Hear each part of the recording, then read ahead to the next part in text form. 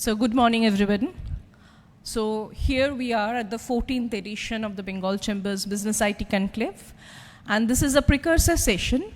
And we have Ms. Ilana Golbin, who's the Director, Emerging Technology and AI, Global Responsible AI Leader, PwC. She's joining from US and she'll be speaking on the future of AI. And the session would be moderated by Mr. Proshun Nandi, partner PwC. So I believe Ilana is on screen with us. Hi, Ilana. Can you hear us? Yes, Hi. hello, Thank everyone. you.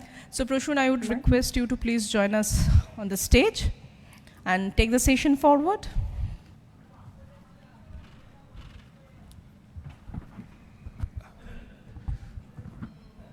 Thank you, Agna, and a warm welcome to all of you here at the 14th edition of this conference. We have an interesting day ahead, and this is a precursor session to set the theme for the day. There isn't any doubt that AI has started to touch our lives in various different ways. Industry has also found its way to embrace these emerging technologies and embed AI applications into various products and services. Not just products and services, we have also seen in the recent years even a lot of industry bodies, industry organizations have also embedded or adopted AI applications in their operations and sometimes also into their people management. There are companies who have emerged as disruptors based on AI-powered products and services. But then this is going on for some years now, and what we at PwC calls it as like wave one of AI. This wave was hitting our shores over the last decade almost.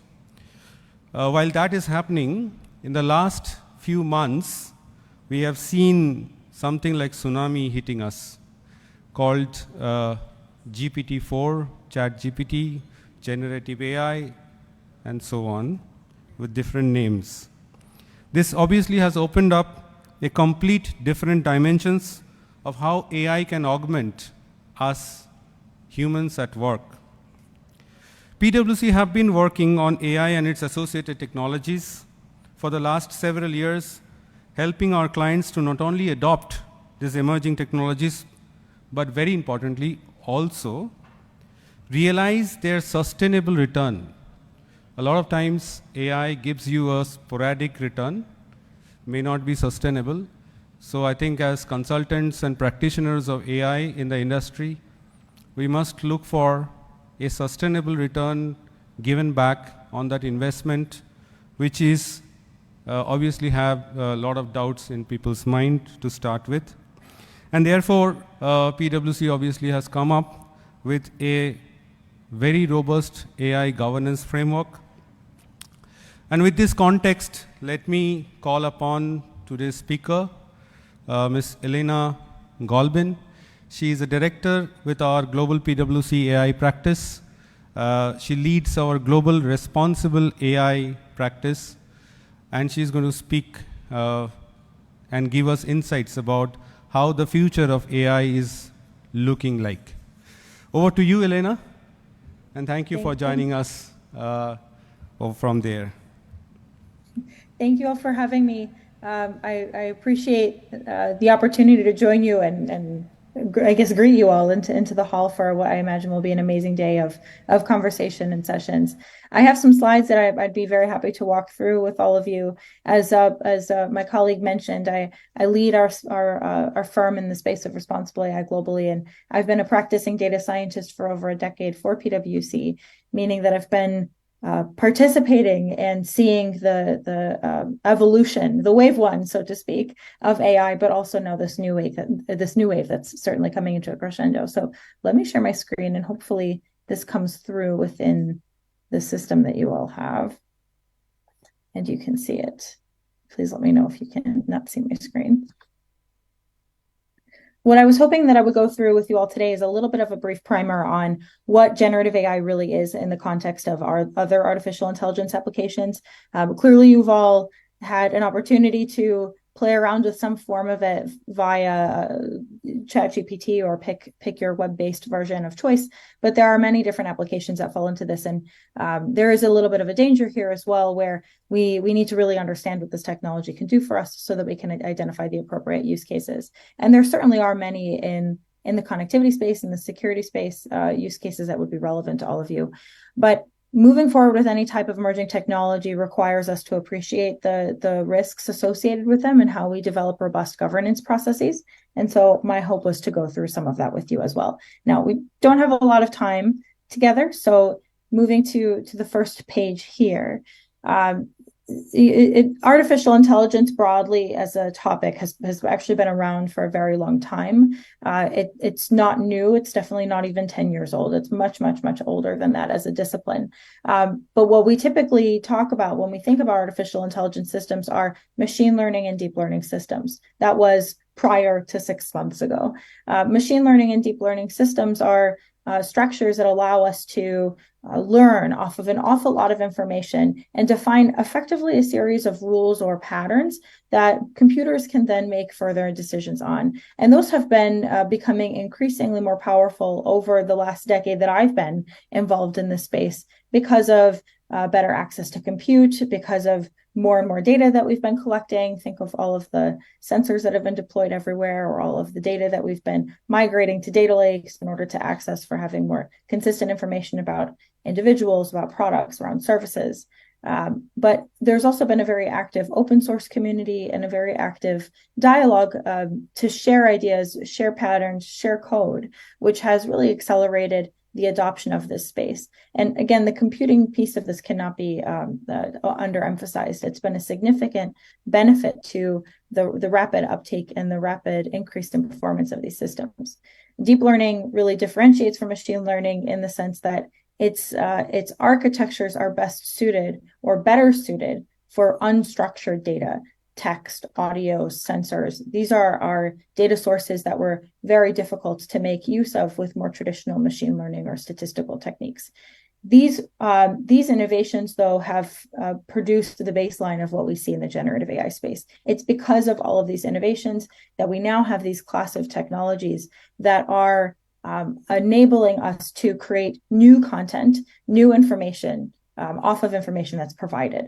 The other big distinction or differentiation we've seen around generative AI, especially over the last 6 months, is that these systems have been now designed in such a way that anybody can really use them. Whereas the previous incarnation of artificial intelligence systems were really the domain of data scientists or very deep technical practitioners. It's interesting because when I reflect on, we mentioned GPT-4 earlier, but when I reflect on ChatGPT, when it was first released, I'll admit that I didn't think it was a very big deal because the model itself had actually been around for over a year and we had been working with it already. So I didn't think that, oh, cool, you put a chat interface on top of it. What difference is that going to make? But that reduced such a barrier to friction, such a barrier to entry for individuals, alleviated a lot of that friction. And now it's a lot more, this technology is a lot more accessible, which allows us to become a lot more creative as well when we think about what the use cases might potentially be. So I just wanted to provide some of that baseline before we started to talk about what some of the use cases might actually look like.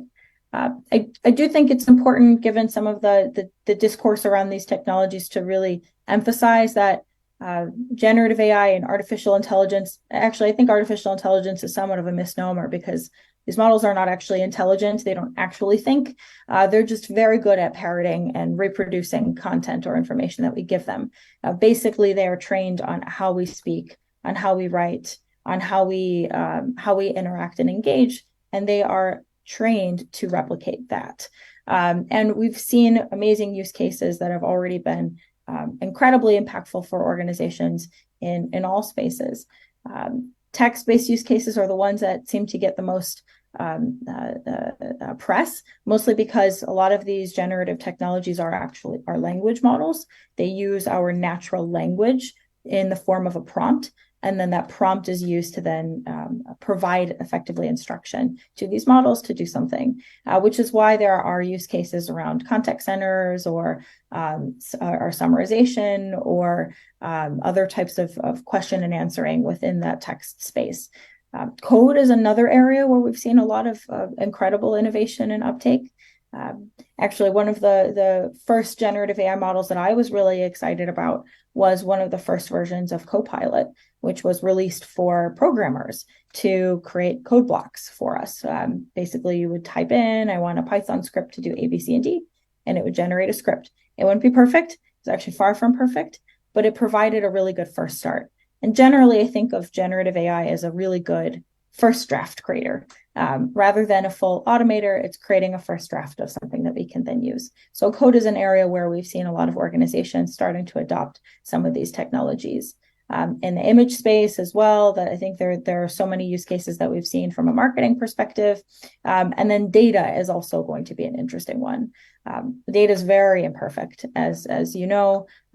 We don't have often very complete information. Sometimes data is incredibly sparse or really dirty, not well suited for specific types of techniques.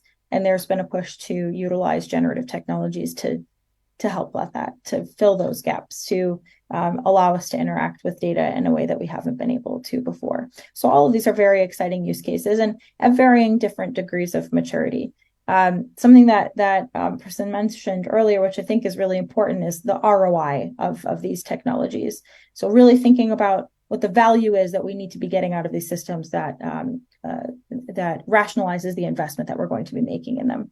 And therefore, we've seen a lot of organizations prioritizing use cases that follow specific types of patterns so that they can see some more repeatability or reusability around them. Meaning, you have a lot of documents you have to process and summarize. That's a pattern that emerges. A repeatable process to then process documents, extract information from them, summarize them, and potentially put them in a reporting template. All very exciting stuff.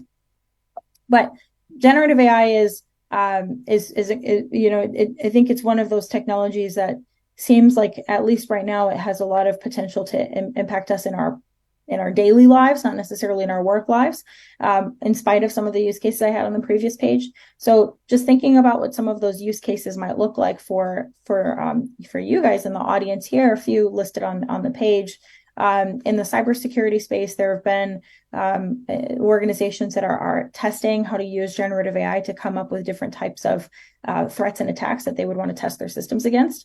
The counterpoint to that is it's also a lot easier for malicious actors to use these technologies to create these types of attacks. So this is an interesting space to see evolving. Another one that I'll point out here is this notion of using generative AI to create much more immersive experiences. We already have augmented reality, virtual reality headsets, where we're doing a lot of work in extended reality. So really trying to create truly immersive experiences.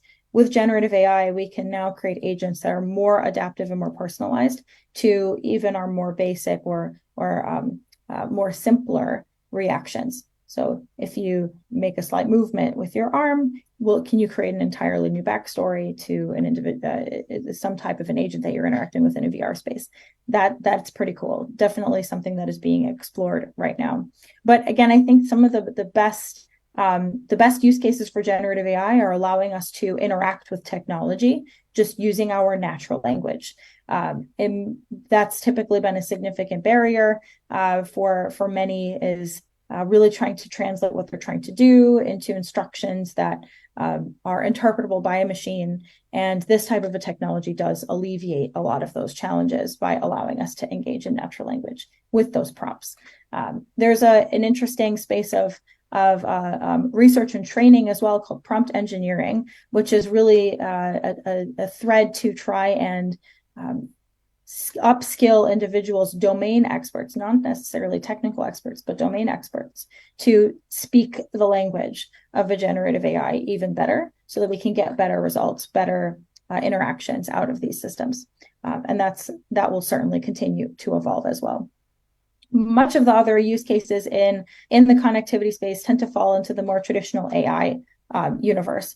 And I do think it is important to recognize that in a moment where we are right now, a lot of the generative AI use cases or generative AI technologies seem extremely promising, but they might also be overkill for some of the use cases that we have. So it is an important time for us to take a step back and think about what is the problem that we're really trying to solve, what's the opportunity that we're trying to achieve, and what technology will help us get there in the fastest way, in the most reliable way, and in the least risky manner. So I sometimes like to say that generative AI looks like a very sparkly hammer for all of the nails in the room. It's not going to solve all of our problems. It's an incredible tool that we've added to our toolkit, but other technologies, other techniques are still incredibly valuable and still have significant uses for us. And in many cases, I think the simpler, the better. It's easier to govern, easier to oversee, also easier to explain how these systems operate. So something to keep in mind. Which gets me to this topic of responsible AI. I care deeply about building systems that are reliable and can be trusted. I firmly believe that if we don't implement effective governance processes, if we don't have structures in place to oversee our systems, all of our technology, we don't think about how things could potentially go wrong, and we don't devise practices for effective monitoring and testing, then systems are doomed to fail at some point or another. So a responsible approach is really necessary in my mind to building reliable, repeatable, reusable, sustainable systems in every sense of the word. It almost equated to how we have seatbelts and brakes in cars, which allow us to actually drive faster. So having an effective governance process, thinking about how we oversee technology allows us to move forward. Part of that is by enabling a structure for balancing risks and rewards associated with technology, evaluating that trade-off. That trade-off is going to be different for every organization, for every different system. But having a structure to consider what's my opportunity, where's the real value of the system, how can I achieve that value, the ROI, which we just talked about, and then also what are the corresponding risks? And is there a pathway for us to move forward as an organization that's repeatable and justifiable? One of the newer risks that we see in the generative AI world that we haven't really seen before is that the technology is so widely available and moving so quickly. The scale and the speed is much different than what we've seen before. And a lot of organizations have to rethink their governance practices to accommodate for that speed and that scale. And that is certainly a new aspect for many of the organizations that we work with. The other aspect to that is when you transition from a more specialized workforce that interacts with technology to a more democratized workforce that interacts with that technology, there is a potential for misinterpreting what the technology can really do. And that type of a risk requires there to be effective training processes in place and other types of mitigants to help us alleviate some of those challenges. Generative AI is a creative technology. It's not perfect. It doesn't work well in all circumstances. It's not a fact-based engine that will always give you a right answer, but sometimes information is presented as if it's authoritative, and that could lead to misinterpretation or misunderstanding of what you're really getting out of these systems. There have been an unfortunate number of instances where in incredibly public ways, individuals and organizations have learned that these technologies sometimes make things up. And that's not a flaw. That's a part of how these systems are designed. We have to use them appropriately, though, so that we can mitigate those risks. And an enterprise-wide governance framework helps us devise those practices. We have to think at the highest level, what's the strategy of the organization and its use of technology, including artificial intelligence? What policies, practices, and ethical principles fall out of that strategy? Governance has to be aligned to an organization's strategy. Otherwise, it's not going to have teeth. It won't be effective, and it won't be viewed as a critical piece. From there, we have to think about what practices or governance structures need to be developed, and then ultimately how that translates to the technology choices that we make.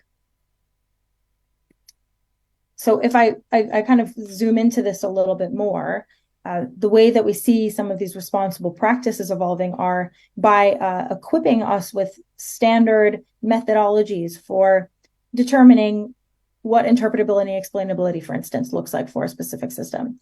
In the context of one particular model, one particular system, who do we need to explain that system to? What's an effective explanation? And how do we yield transparency that supports effective decision making? And that follows through to all of these other factors that you see here. Bias and fairness, what does that mean for the system? We know that a lot of these technologies are trained on public data sets or data sets that are drawn from primarily the internet, which is not always the friendliest or most representative place. So how do we think about how that translates to the performance of these systems when we talk about people, as an example? Or safety. We're increasingly pushing for artificial intelligence and more broadly algorithmic decision making to become embedded in physical devices, which means that there are risks in the physical world, not just in the digital world. What does that mean? How do we mitigate those risks? What are those that we can safety concerns that we need to mitigate? In which systems? To what degree? I had a massive delay and I was stuck in JFK, which is a New York based airport, and they had this automated machine that was going by and cleaning the floors, and it paused every time it approached a person. So there's clearly some type of a sensor in there that it detects people and people's movements, and it would beep very loudly until the people moved or it could find a way around it. That's a safety control that was implemented for this type of a system. What are the analogies of that, or the parallels that we can draw to other technology that we're building that has real implications in physical spaces? And a lot of this to me comes back down to having standard processes for how we think about what a system is expected to do. Problem formulation. What does good look like? Do we have metrics that we want to evaluate against? Do we have success criteria? How are we thinking about what it would mean to have this thing operate on our behalf, for us, or with us on a specific use case? Can we articulate that?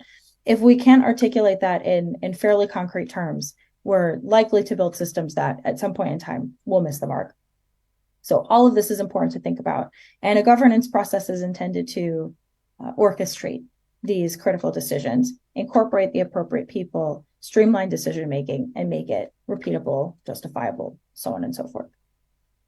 So I know we're getting up on time. Wanted to leave with a few thoughts and then potentially open it up for conversation. But for those of you in this room, I think there are a few elements to take away. One is that there are risks to technology. We talked through quite a few of them, and many of them will express themselves in different ways for different use cases. But given that we're in the connected services space, we're working a lot with sensors and embedded devices. That means that we are deploying devices to collect information in largely three-dimensional spaces in the physical world, which has a lot of positives in terms of using that data to train effective models, but it also lends itself to questions about surveillance and how that data will be used and whether or not we have the appropriate privacy protections or permissions to use information, especially when it touches people. So think about that when we're thinking about how we want to leverage sensors for data collection. It's certainly possible, and we see that in many spaces, but again, with the appropriate types of protections. And then that lends itself as well to the explainability piece. How do we build trust in the systems that we're building? Is it sufficient to have an explanation? What types of testing do we need? Who needs to have to be told effectively that there's a model, or that their data is being collected, or data is being used in a certain way? So much of this is also cultural or socially dependent as well. What are people's expectations? What are our community's expectations for the use of technology? So that's something to think about. How do we want this technology to serve us best? And then when we think about the use cases and making, again, this tech work, can we think about where it makes the most sense to incorporate this technology in the lowest risk way with the highest amount of potential?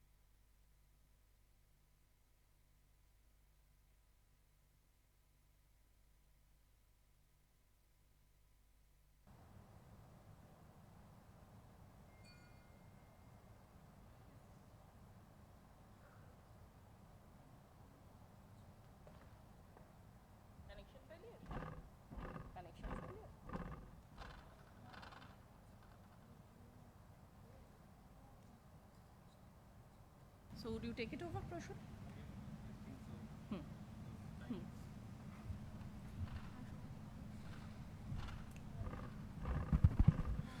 I think technology has come to its terms. Of course, we were hearing very interesting perspective. She has joined? Oh, thank you. Let her complete. I apologize, everyone. I think I cut out. I'm not sure where I broke up, but thank you all for having me. Yeah.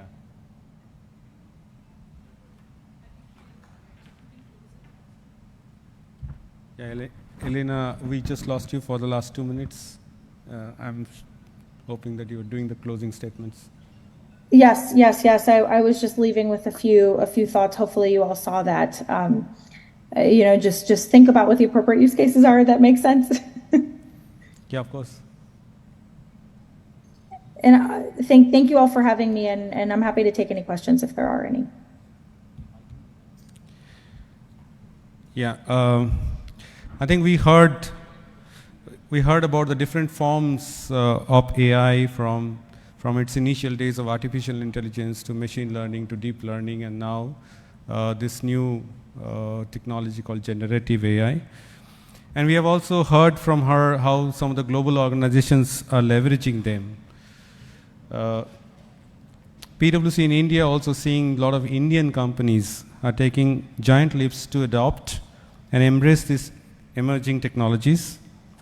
Apart from some of the new age tech-powered companies that we have seen coming up as startups or otherwise, there are sectors like the fintech, health tech, and few others are obviously being an heavy adopter of AI and technologies like this.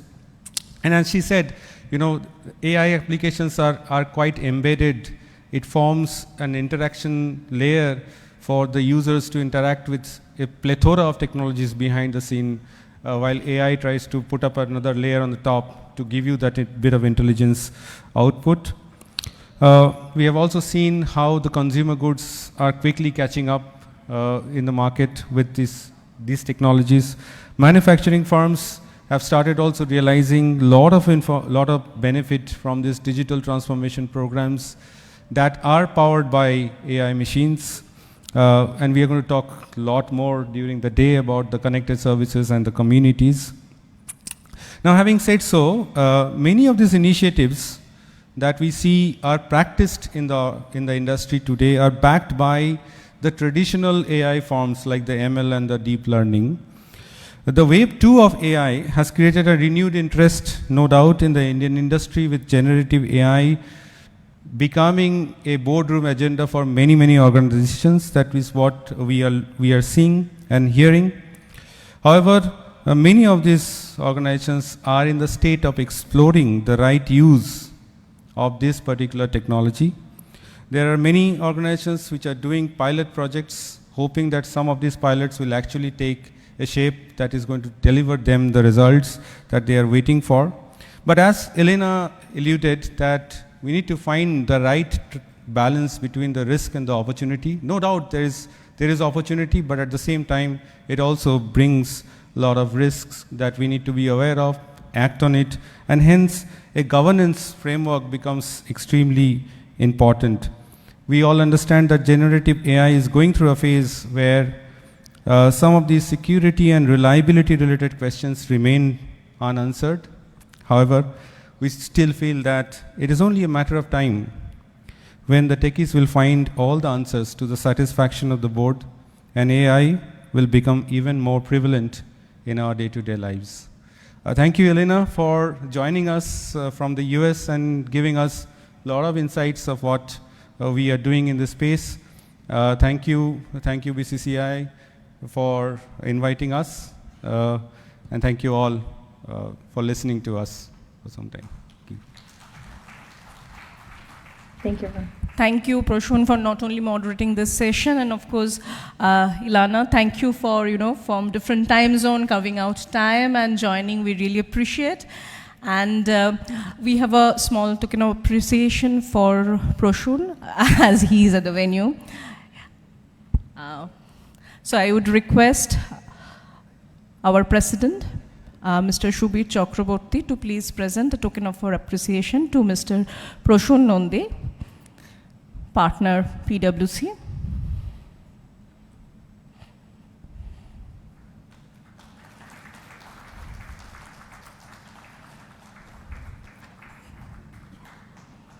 Thank you, and I would request my colleagues to change over for the next session. So this is the formal opening session.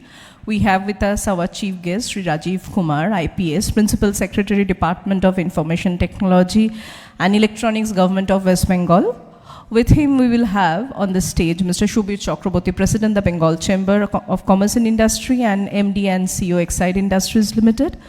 Mr. Arnab Basu, Chairperson, IT Committee and Senior Vice President, the Bengal Chamber and Advisory Leader, PwC India.